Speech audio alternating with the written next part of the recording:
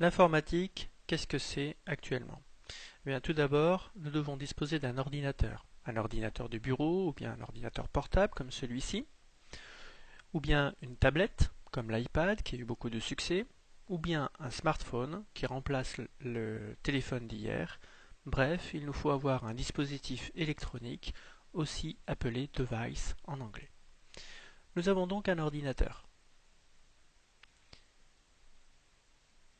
Il nous faut ensuite avoir sur cet ordinateur, dans cet ordinateur, un système d'exploitation, c'est-à-dire un logiciel de base préinstallé dans l'ordinateur. Beaucoup d'ordinateurs disposent de Microsoft Windows 7. Mais il y a aussi Mac OS X, qui est le système d'exploitation, ou bien l'OS en anglais, qui équipe l'ensemble des ordinateurs Apple, comme le MacBook, l'iMac, l'iPad, l'iPhone.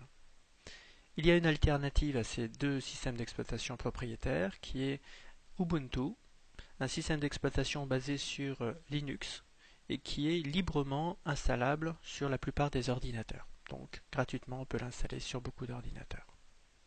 Nous avons donc un ordinateur, nous avons un OS, c'est-à-dire un système d'exploitation ou logiciel dessus. Nous devons maintenant disposer d'une connexion Internet, soit une connexion filaire avec un câble RJ45, la plupart des ordinateurs disposent d'une prise RJ45 qui nous permet donc de nous connecter facilement à un réseau filaire, mais bien sûr il n'y en a pas partout. Dans ce cas, eh bien, nous devons être dans une zone Wi-Fi, une zone qui est couverte par un réseau sans fil et qui nous permet donc de nous connecter au réseau, soit avec une clé web, c'est-à-dire une suite de caractères qui nous permet donc d'avoir l'autorisation d'utiliser le réseau Wi-Fi, soit si le réseau est libre d'accès, n'est pas sécurisé, à ce moment-là on peut se connecter librement. Nous avons donc un ordinateur doté d'un système d'exploitation et une connexion Internet. Il nous faut, quatrième élément, un explorateur Internet.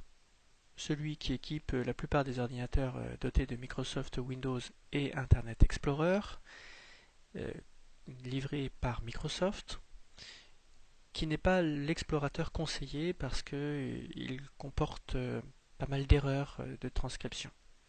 Celui qui est plus conseillé est Mozilla Firefox, qui est un peu l'explorateur tout-terrain, qui permet donc d'afficher la plupart des sites. Il est assez riche, assez souple, donc c'est un explorateur qui est largement utilisé dans le monde. Il y en a d'autres aussi, comme Google Chrome, qui est fortement conseillé, qui est un navigateur qui est rapide, léger, facilement installable et qui est fourni par Google.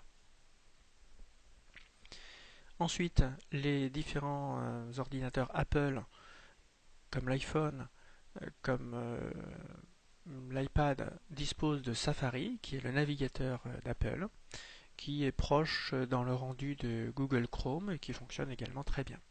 Enfin, le petit dernier, celui qui est moins connu, le moins utilisé, c'est Opera, qui lui est proche dans le rendu et dans la manipulation, proche de Mozilla Firefox.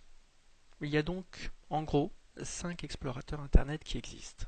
Quand on lance un explorateur, comme ici on a lancé l'explorateur Firefox, nous voyons la barre d'adresse, la barre de recherche, pour effectuer une recherche avec un mot-clé, et puis ici pour ouvrir un nouvel onglet. Le petit plus permet donc d'ouvrir un nouvel onglet et comme ça de pouvoir passer d'un site à un autre. Ici, nous sommes sur le site, la page d'accueil de google.fr. Nous avons donc tapé dans la barre d'adresse www.google.fr. La plupart des explorateurs Internet disposent du menu aperçu avant impression. Nous pouvons largement l'utiliser avant d'imprimer quoi que ce soit. Faisons un aperçu avant impression, faisons les réglages de mise en page, de marge, d'en-tête et de pied de page, pour voir véritablement ce que nous imprimons et ainsi éviter de faire du gaspillage au niveau de la sortie papier. Nous sommes donc prêts à faire de l'informatique car nous disposons d'un ordinateur doté d'un système d'exploitation, d'une connexion Internet et d'un explorateur Internet. Avec ces 4 éléments, nous pouvons véritablement parer à toute situation. Un mot sur le touchpad qui équipe la plupart des ordinateurs portables et qui va déconcerter certains utilisateurs qui étaient habitués avec la souris. En effet, en suivant ces quelques règles, eh bien, vous serez aussi habile qu'avec une souris, avec un peu d'expérience bien sûr. Le touchpad, en général, il y a sous le touchpad 2 boutons. Alors premier conseil, ne pas utiliser le bouton gauche pour cliquer, parce que c'est beaucoup plus rapide quand on fait un appui simplement avec l'index sur le pad pour faire un clic. Donc un appui court et léger sur le pad avec l'index correspond à un clic. Ça permet d'éviter d'utiliser le bouton, de l'enfoncer. C'est plus rapide. Ensuite, pour faire un double clic, eh bien simplement 2 appuis rapides et légers sur le pad permettent de faire l'équivalent du double clic de la souris. Donc avec ça, vous pouvez donc lancer par exemple une application lorsque son icône figure sur le bureau. Ensuite, une action qui est un petit peu difficile à faire, c'est le glisser-déposer ou la sélection d'un texte dans un traitement de texte. À ce moment-là, on fait l'équivalent du double-clic, 2 appuis, et à la fin, on laisse l'index sur le pad, on le laisse en contact, et on glisse avec l'index pour sélectionner ou glisser et déposer donc l'élément que l'on a pris. Quand on est sur internet, souvent la page est plus grande que l'écran, donc pour faire défiler la barre verticale, l'ascenseur, il faut mettre l'index sur le côté droit du pad et glisser l'index de haut en bas ou de bas en haut.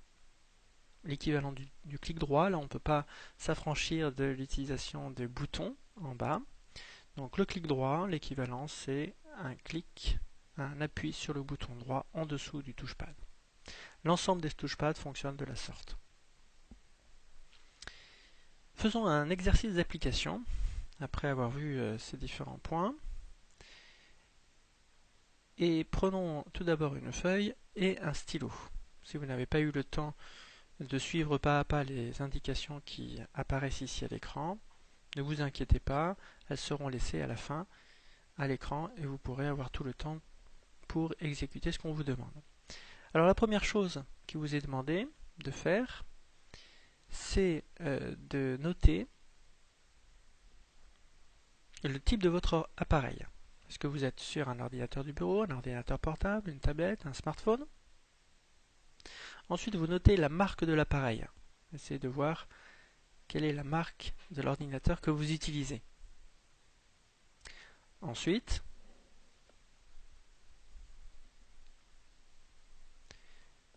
le système d'exploitation qui s'est sûrement lancé lorsque vous avez allumé votre ordinateur. Le type de connexion Internet, est-ce que c'est une connexion filaire? Est-ce que c'est une connexion Wi-Fi sans fil? Le nom du navigateur Internet que vous utilisez. L'emplacement de la barre d'adresse, l'emplacement de la barre de recherche. Comment fait-on avec votre navigateur pour ouvrir un nouvel onglet? Est-ce qu'il est possible d'ouvrir un nouvel onglet? Ensuite, une fois que vous avez écrit tout cela, eh bien, vous allez mettre en pratique en faisant de la navigation sur Internet. Alors, vous allez ouvrir 2 onglets ou 2 fenêtres, une sur le site google.fr et un autre onglet sur le site wikipedia.org.